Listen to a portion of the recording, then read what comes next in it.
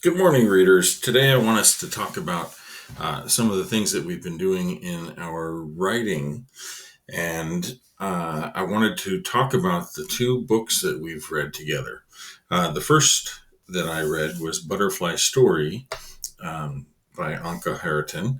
And the second I read was Life Cycle of a Butterfly. And we talked about the differences between these. This one is a story, and this one is a nonfiction book. And the thing that I wanted to talk about today specifically was some of the sentences that I'm seeing when we're writing about these stories. And so I wanted to show some of the sentences, and we'll talk about what can make our sentences better. Okay, so let's put these aside, and I'm going to turn this. And the first sentence says, "It is a story, not a nonfiction." Okay, that's our first sentence. Next one. The first one is better. That was somebody's writing that they sent in to me. And this one, the nonfiction one, has more.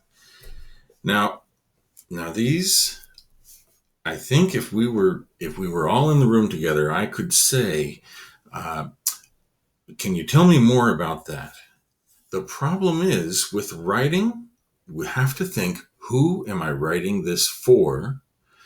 And when they read it, what are the things that they're going to be able to understand from the words that I write? Okay? And so I want to stack these up again, and I want to talk about this first one. It is a story, not a nonfiction. Now, let's take a look at this. Whenever I have the word it at the beginning of my sentence, I don't know what it is talking about. If I say it is a story, I could say Charlotte's Web is a story. That could be here. I could say Finn McCool. We read that story. It is a story. So we want to be sure that our readers understand what we're talking about. And when we're talking about these two sentences, or these two books, Butterfly Story. So I would write that in. Butterfly Story is a story, not a nonfiction. Now, when we get to the end here, not a nonfiction what? Butterfly Story. So we're not worried about what it is anymore. We know for sure. Butterfly Story is a story, not a nonfiction what? And so what are we talking about? We're not talking about a paper. We're not talking about somebody else's sentences. We're talking about books. And so what I could write is Butterfly Story is a story, not a nonfiction book. Okay?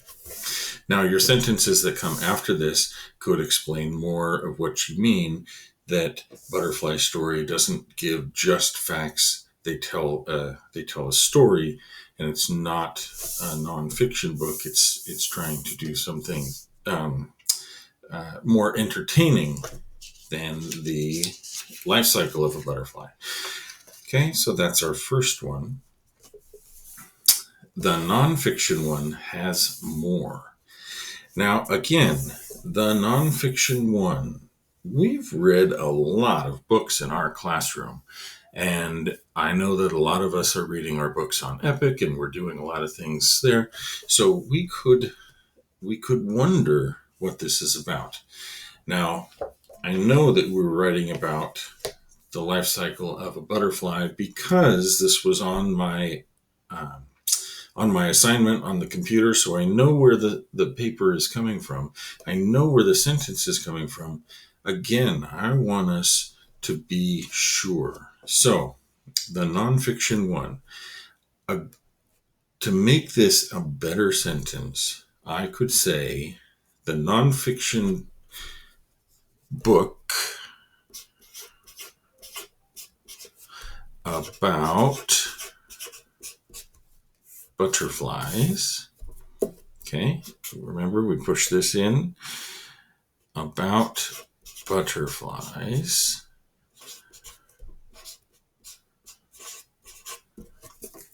has more. Well, what could I say? The nonfiction book about butterflies, and then we take that out.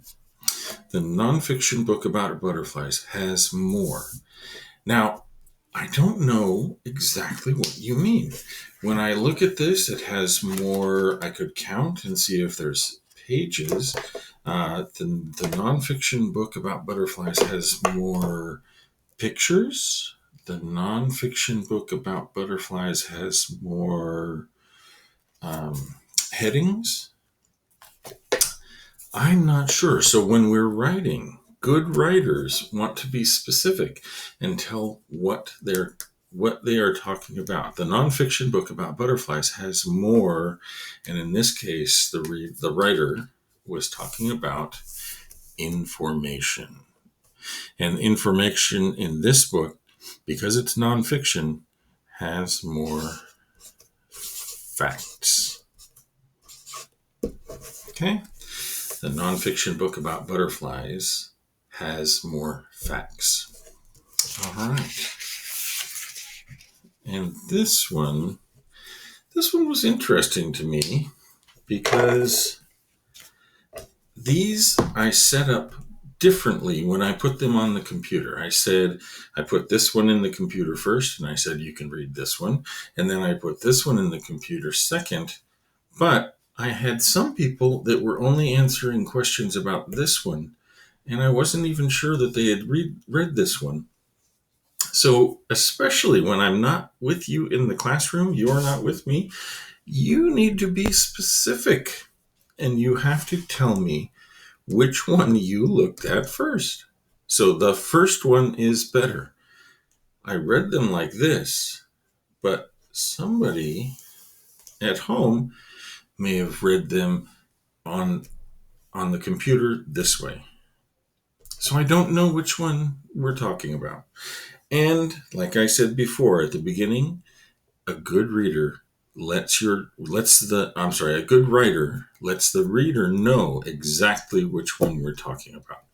So instead of saying the first one, we can say the title. Instead of saying the first one, we're going to say, and I'm assuming the first one is the one that I read first. So I write the butterfly story is better. Butterfly story. So the butterfly story is better. Now, that's great. That clears up which one we're talking about. However, it does not help me know why. I know that you have told a friend, oh, you have to go see this movie. Or this game is the best. I want you all to get this one. But your friend, every time, is going to say, why? So you have to be ready with your evidence. So on this one, the butterfly story is better. And when we're answering a why question, we use the word, because. There's one of those mistakes that Mr. Garrett said he would make all year long. The butterfly story is better because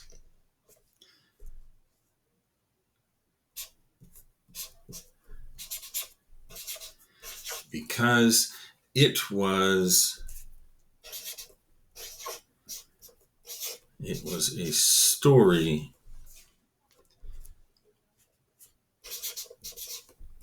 and I like stories. Make sure we put our capitals and our periods at the end. Okay? Now we can talk about making some different reasons The butterfly story is better because it was a story and I like stories. The butterfly story is better because I enjoyed finding out what happened to the butterfly. The butterfly story is better because I like reading stories instead of nonfiction books. You can have whichever reasons that you like. But when we're giving evidence, we're giving reasons, or we're telling our opinion, we're saying, I like this better, then we want to make sure that we give our reasons. We want to make sure that we give our evidence. All right, boys and girls. So I want you to think about this when we're writing or when we're reading our stories. And we're going to do some writing. I'm going to ask you in the assignment, I'm going to ask you to do some writing. And I want you to remember to be specific and to put in your evidence. All right. Thank you very much and happy writing.